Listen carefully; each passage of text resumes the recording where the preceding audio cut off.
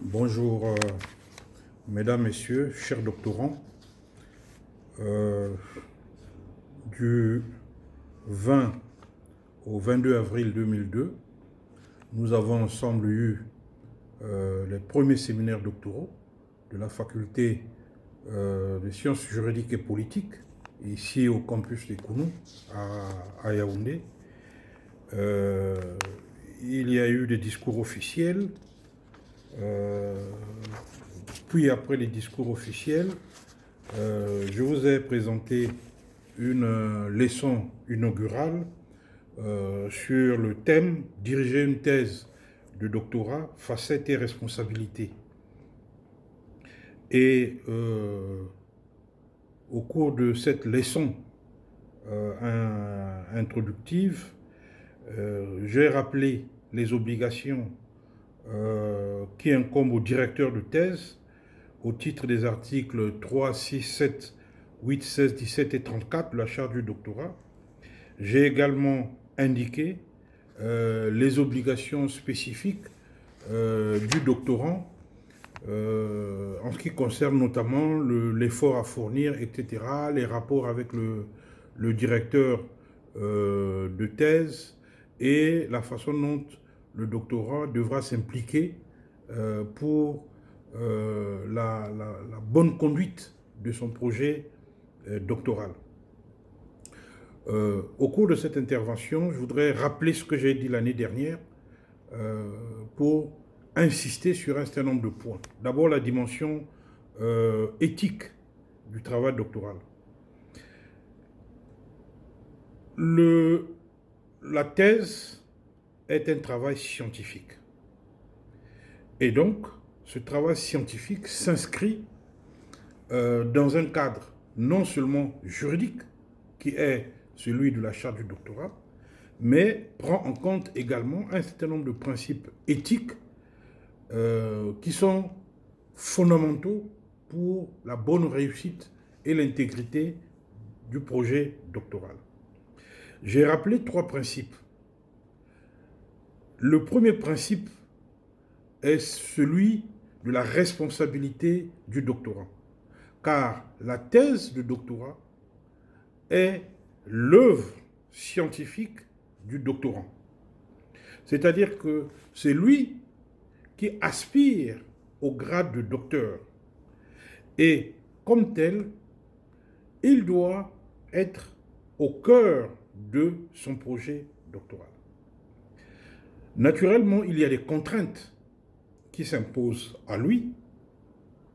Il y a des obligations particulières, notamment le respect des droits de propriété intellectuelle, la bonne conduite dans ses rapports avec son directeur de thèse, mais surtout l'intégrité intellectuelle de son travail. Le second principe que j'ai évoqué est l'obligation de bienveillance. J'ai indiqué au cours de la leçon que la thèse est un travail complexe qui structure les rapports entre le doctorant et le directeur de thèse. C'est une relation qui doit être fondée sur le respect mutuel. Le directeur de thèse respecte le doctorant,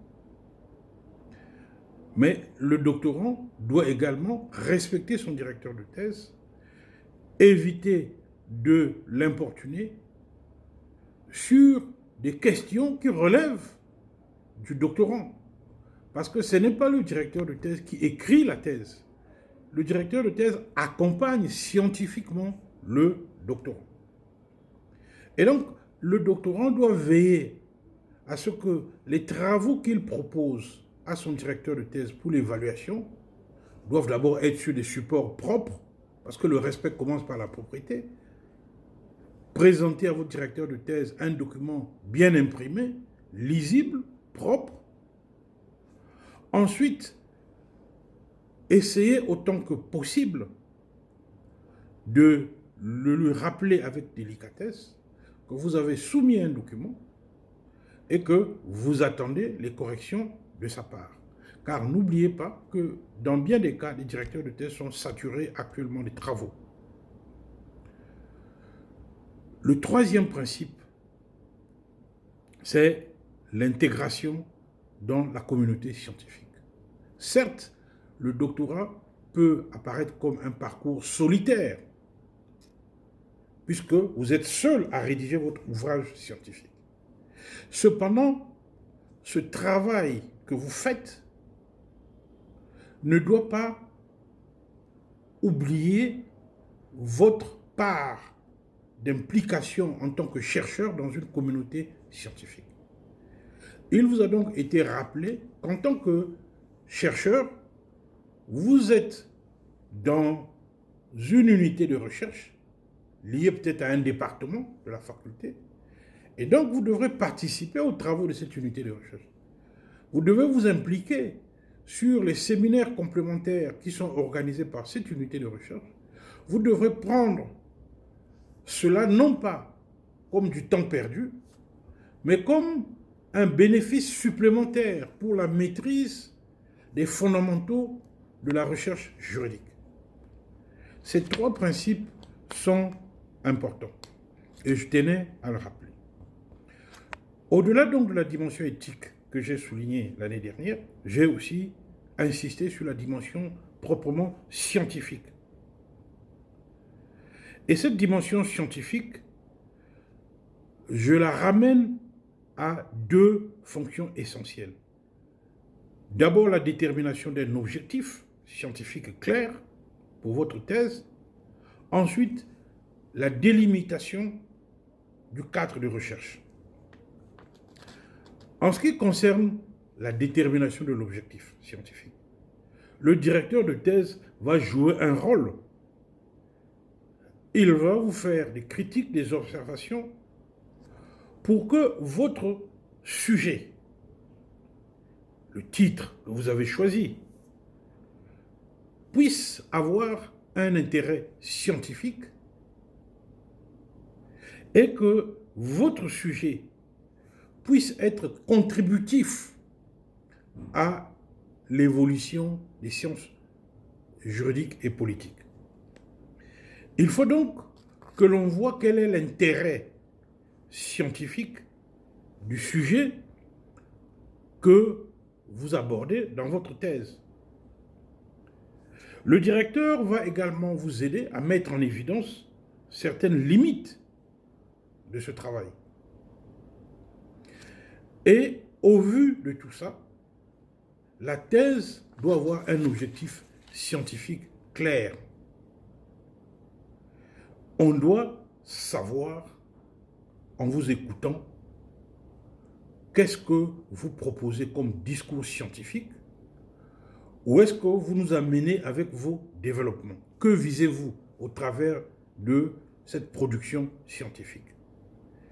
On doit comprendre également quels sont les usages scientifiques et pratiques que l'on peut faire de votre travail. Donc, une thèse doit avoir un objectif scientifique clair. Il y a également, deuxièmement, la délimitation du cadre de recherche. Le directeur doit vous accompagner pour mieux délimiter ce cadre de recherche. Alors, il y a des délimitations qui sont connues dans le temps, dans l'espace, les matières que vous allez utiliser dans cette thèse. Mais il faut éviter de trop embrasser. Le sujet doit être clair.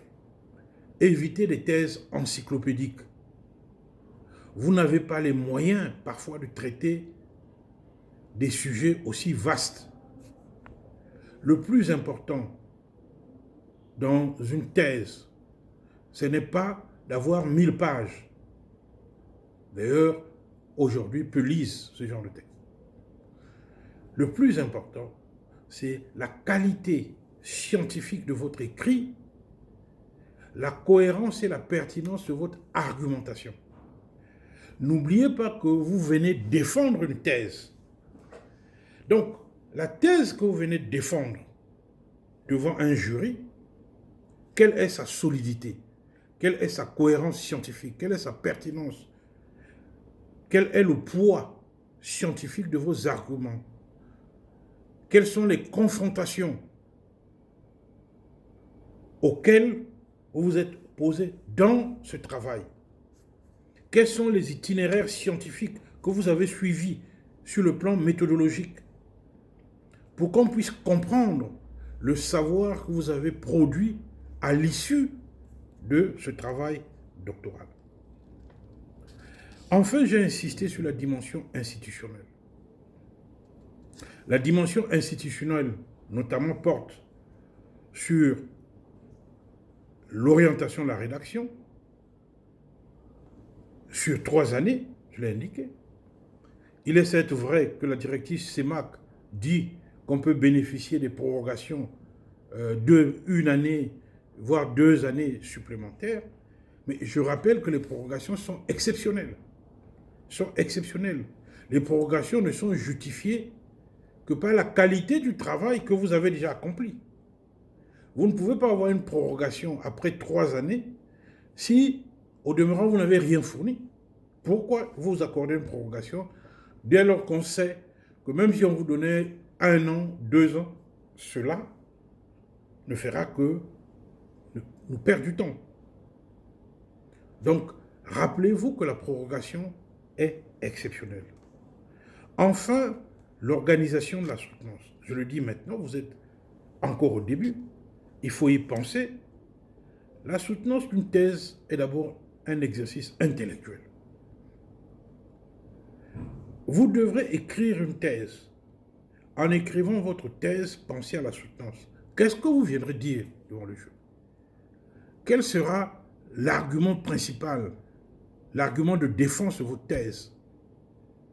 Pensez-vous qu'au regard de votre science, que vous soyez juriste, que vous soyez politiste, pensez-vous que cette argumentation est cohérente et elle est pertinente?